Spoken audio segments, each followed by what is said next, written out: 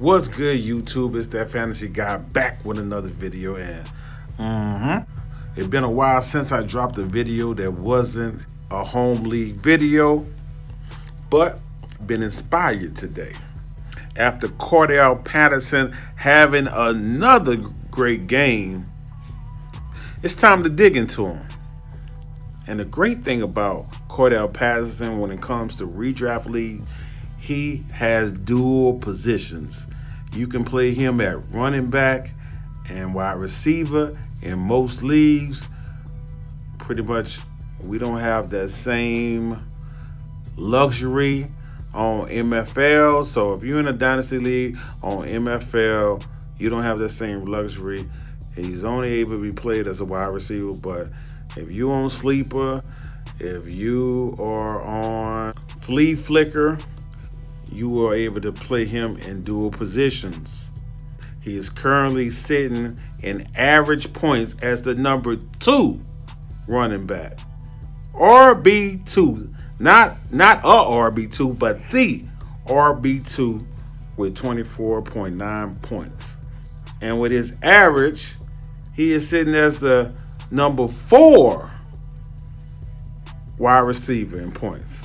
So, I mean, this dude is so valuable right now. And if he continue to give you these numbers, he's going to be the steal of 2021.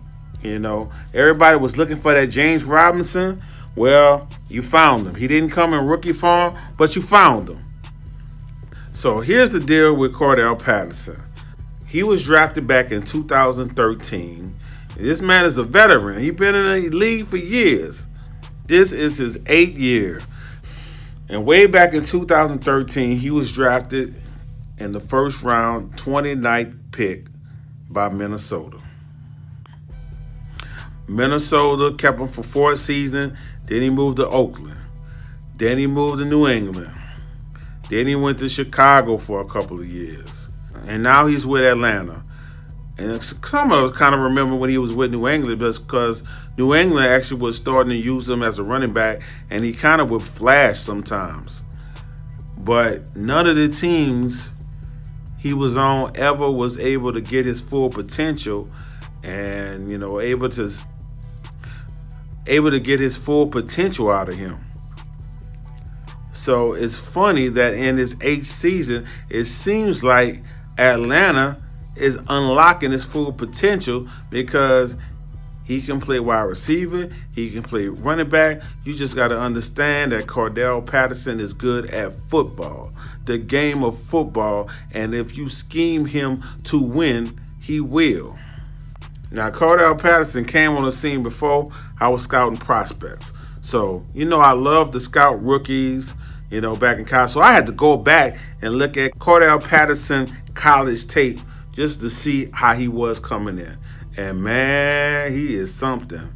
6'2", 216, ran a 4.42, special teamer. They was playing on running back and wide receiver in college.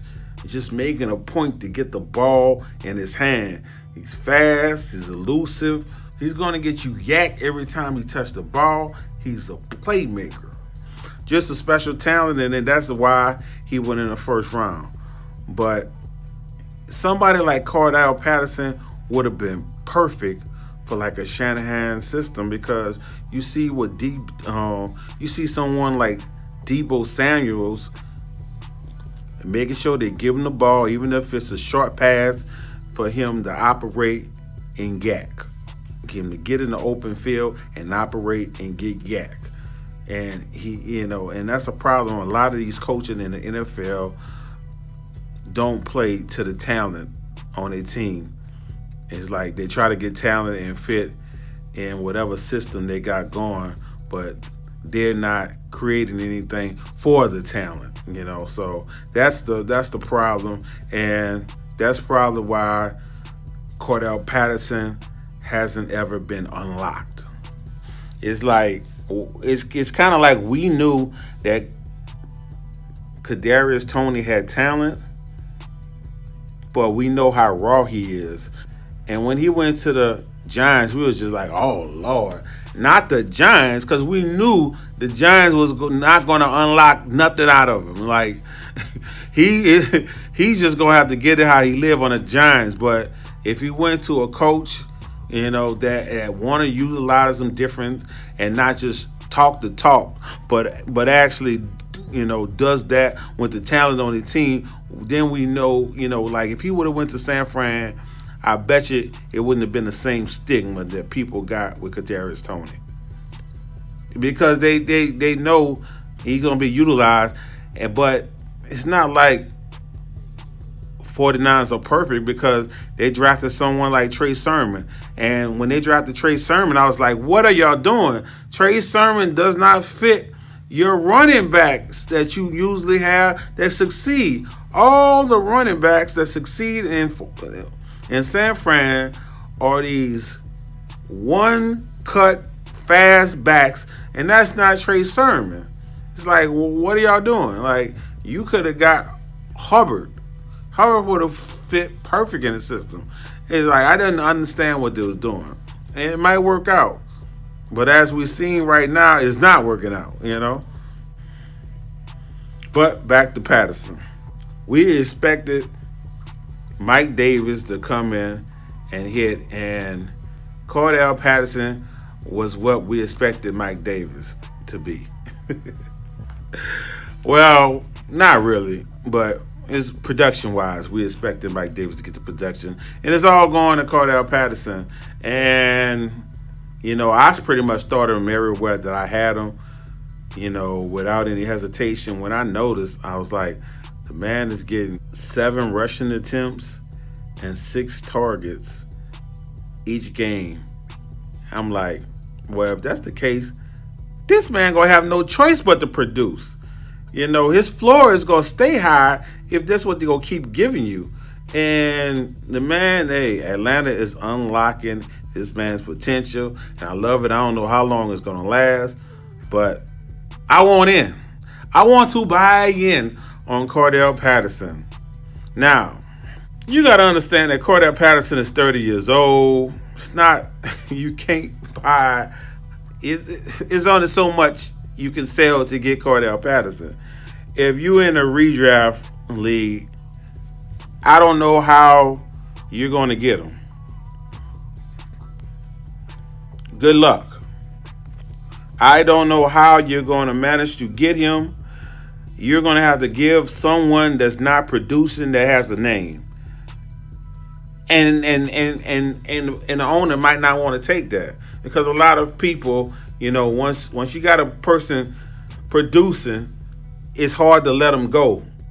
It's hard to see past, what you're getting right now, because this man have a 7-year career of not producing. But now he done produced the last 3 games, and you like, how long can it last? You want in your head, and you don't want to sell short, so you don't really want to sell. So it'd be hard trying to buy someone like this, because they like, this man, this the RB2. He the wide receiver 4. I'm going to need Tyreek Hill for him. People get outlandish. Now, who going to give up Tyreek Hill for this guy? And it's just an example. The people are, crazy like this. Like, they're going to ask for a big-name player when you could give them, we'd be like, I'm not against giving them a big-name player, but it have to be one that's not producing. And they don't understand, okay, you're either going to get multiple players that's, on a lower level, wide receiver 2 or running back 2, that somebody could take that loss, or you will get a big name that's not producing at all. There's nothing else you can get for this guy who doesn't have a history of producing, because then you'll be putting yourself at risk doing anything more. So in redraft, if you can get away with selling him for Miles Sanders, I doubt it, because Miles Sanders has been horrible. But you can get away with selling him for Miles Sanders, or selling him for a horrendous quarterback, maybe a super flex league like Mills or Big Ben. If you can get away with selling them, then that's the move. Trying to see who else have a name Fournette, I want to say Fournette, but Fournette just had a big game where they gave him a lot more attempts than they usually do, and that might be because one of the running backs got hurt, or if you're able to sell him for Melvin Gordon. He is splitting touches with Williams, and who knows, one day they just might decide to give Williams more of the touches. So if you're able to get off him, bam, great. Someone like Mixon, you might can trade him for, because Mixon always getting hurt, and now he hurt right now.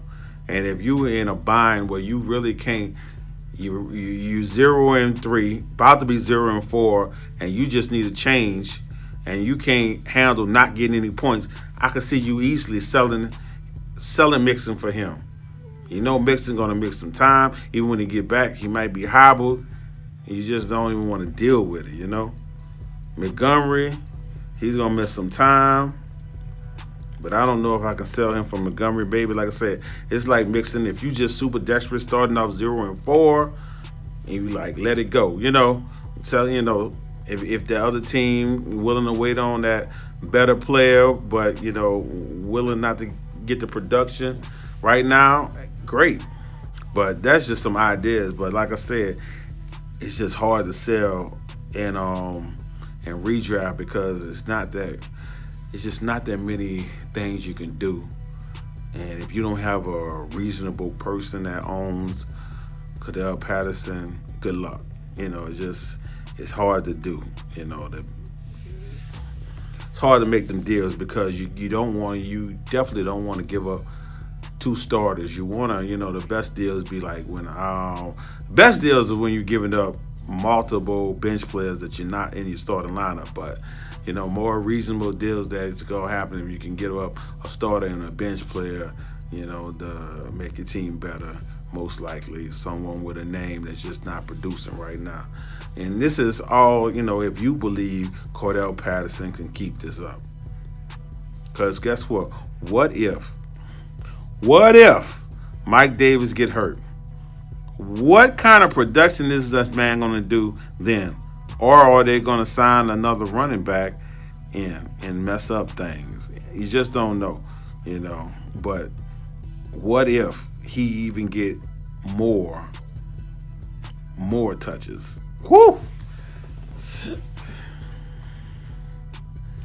And for Dynasty, I've been trying to acquire him to Dynasty, but the most I can pay is a second. And I think some people would say that's even high. This is a 30-year-old wide receiver. It don't matter if you view him as a 30-year-old running back, Lord, he should be worth nothing. You view him as a 30-year-old wide receiver, he's still not worth as much. And I've been sending seconds out, and I haven't had one person accept it yet. So that lets you know how people feel about him. Now, they understand, and you got to understand, fantasy people are greedy, special Dynasty people. You send them a trade, and they always go want more, And I don't have time to negotiate. I'm in a bunch of leagues.